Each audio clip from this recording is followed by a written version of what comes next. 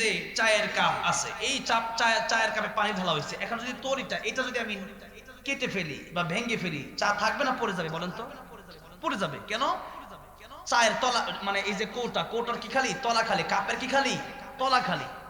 আজকে আমাকে আমার মুর্শিদুল আলম ভাই তো অনেক ভালো ভালো মাছ খাওয়াইছে, আলহামদুলিল্লাহ, একবারে ফরমালিন মুক্ত খাবার খাওয়াইছে। এই যে খাবার, মানে মাছ যখন ধরে একটা ডুলা থাকে না, ডুলা, মাছের ডুলা, এখন মাছের ডুলার তলা খালে সারাদিন মাছ ধরলেন, এরপরে তলা উঠে বাড়ি নিতে যাইলেন, দেখেন এখন ডুলার তলা নাই। বলেন সারাদিন যে মাছ ধরেন এগুলো থাকবে?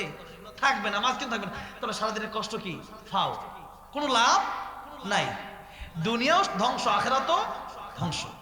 এরকম কিছু কথা আপনাদেরকে আজকে বলবো ইনশাআল্লাহ, আমাদের যেন আমল নষ্ট না হয়ে যায় সেরকম কিছু কথা আজকে বলবো। তাই আসুন রমজান সম্পর্কে আমরা আলোচনায় ঢুকি। তার মানে রমজানের এত দাম কেন? কোরআন শরীফের কারণে।